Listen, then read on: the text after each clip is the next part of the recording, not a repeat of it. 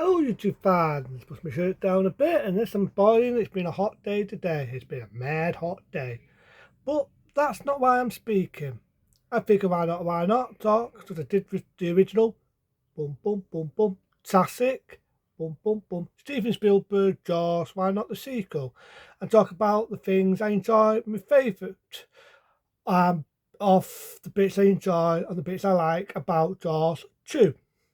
Now, after the big success of the Steven Spielberg Bid It film from 75, 3 years has gone, as I say, so 76, 77, and then up to 78. They decided to make a sequel. Originally, it's going to be taken off the sequel book, where it's supposed to be more of a prequel, it's supposed to be cheat, and he was supposed to be him going to Pearl Harbor, the tide, the SARS, the story, what he said. And in all fairness, I'm kind of happy it didn't go that route on, because bringing back Roy Sider and Sheriff Boulder, bringing back the family, I think that's what we wanted. I mean, a lot of people wanted that, and it was good. Now I do know the backdown history that Roy Sider did not want to be typecasted. He did not want to do this. They begged, they offered him more money. Eventually he given up and he decided to do it on one occasion that this, if they ever make that, which they did, or that, ever a bid, it would not appear in them. It would not appear in them. That's why when they did Jaws 3D, whatever you want to call it, he decided to do the movie Blue Thunder at the same time, just to get himself out of doing that. Which I'll get to my favourite moments in that. But even though this is Roy Sider's last role as Sheriff Boulder, I do think he does a good performance. He still delivers a good performance. If it looked like he was fed up, I didn't see it. I think he delivered still a good performance. The other thing I like about Jaws 2 is the music. The Stu Tep faithful to the boom, boom, boom, boom, that music. And you make a fact, you get an opening. And the opening goes, doo, doo, doo, doo. And the beat goes a bit higher. They do a different type of beat to it. And I like that. I like the fact you see the Sark a lot more, because I think the first time in the original, the classic, it worked. It worked. That's why I said with Jaws, the original, the classic, not seeing made it more of an horror film. In this, I don't think it would have rubbed off not seeing it. So seeing it more for this film, it made it more, it was great to see more of the Sark. And when you think about it, this is more of a slasher film. It's more of a slasher, because they tried to mild the rating, because just like the original classic, they felt it was too scary, so this was like the first film that they've given an higher up PG rating, being a PG-13 at the time, and same as this. And I do know the model of the Sark was the same model originally from the first Jaws film, but because they didn't think they was going to make this, they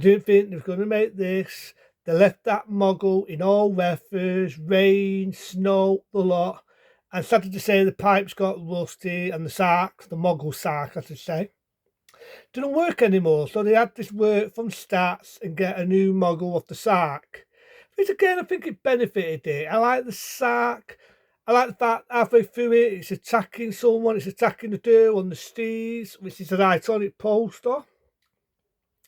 I remember the iconic poster of the beautiful woman swimming butt naked and the Sark underwater doing that. Everyone remembers that iconic poster. But a lot of people don't always remember the poster with a beautiful girl on the sea and the Sark jumping out the water looking like a monster film about an eating woman. It's also used in this, where you've got the steer. And I do love one other bit, which is a love letter to this, being Jaws 2. I love the bit where the fin, which a lot of people don't remember this, but if you take a fan of any of the Jaws films, I love the way they did this, where the fin goes up, goes down, does it again. That was a good little tick to mark it, that being Jaws 2. I chose the bit where she's attacking the woman, she's down the burning, she fires a Botox, and by accident she burns herself because she's a dick. And it turns it's also the Sark to get the multiple burn marks on its face. I love that because to me, I just felt it was a slasher.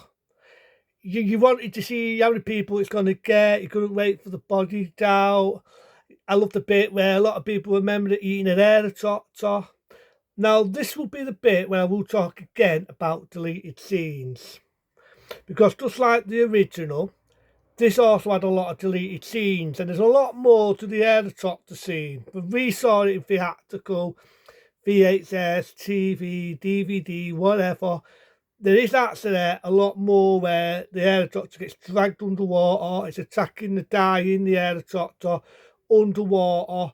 You never saw that, it was a deleted scene. And I do know, I think I could be right, I could be wrong, on a Dutch video, that's the only way you actually got to see the actual scene where it's underwater and it's attacking this poor dying in the helicopter. Because we saw the theatrical and all the ones I just said.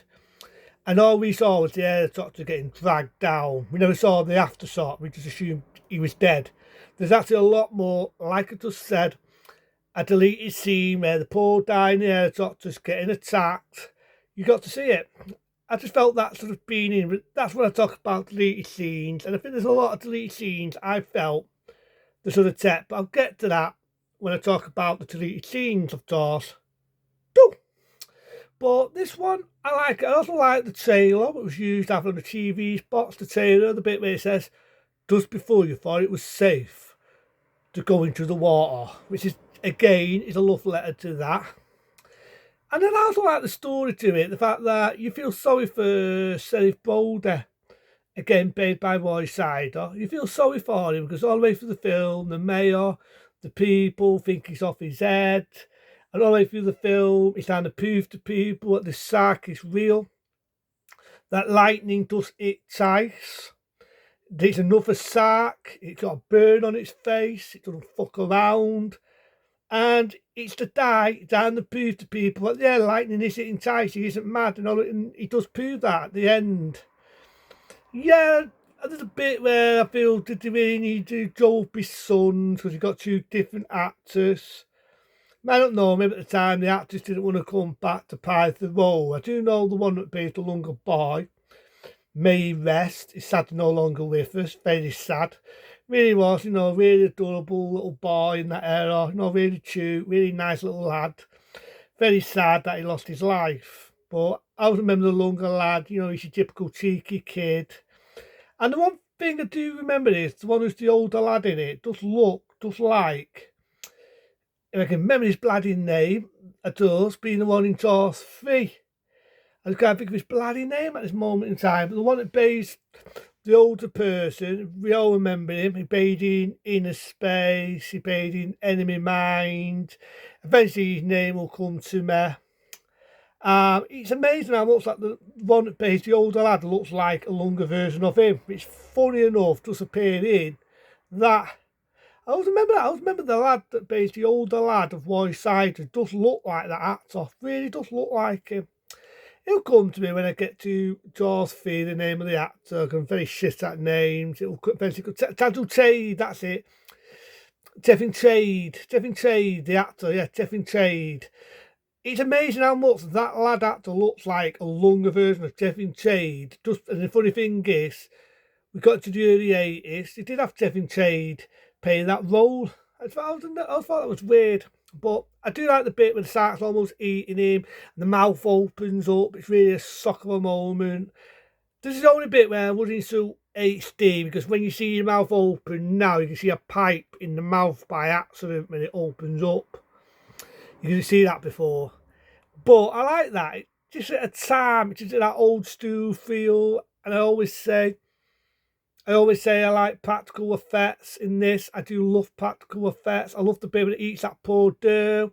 You feel for that poor doe. But it doesn't fuck about. And in this, I actually like the way Roy Scheider kills it. It's one of these, do I like the original, Smile, you son of a bitch? Or the bit where he's hitting this electric wire and he says, say ah! And it bites it and it electrocutes it. Which is quite different than how Jaws gets the shark, gets it in all the others. Every one of them, whether it been that or that. Well, knowing that, it got killed two different ways. It got speared, blew up, and then another version of it, it just blew up. But in them, it always blew up. In this, again, it was slightly different. It got electrocuted. It got to become a fence-fi. But yeah, I like Jaws 2. Is it as good as the original? No. But the director, who is also sadly no longer with us, he deserves his respect. He deserves respect because he did just as much of an hard job, just as much of hard work than Steven Spielberg did. And it proved that doing a sequel is a lot harder than doing the original. You look at the work, the history, the actors, the actresses, what they did to do this film, that they don't even have weekends off. Every weekend they have to have a party night. They really worked hard to make this, to make it just as successful as that one. Is it as good as the first one? No. The first one will always be a classic, but the second one is still a good film. To me, it's still a good, unestimated film. If I had to make a choice of what's in this or that, I choose that any day of the fucking week. So that's my favourite moments of Jaws 2. I'll get to the deleted scenes and I'll also get to reviewing that one. But until then, be smart, be safe.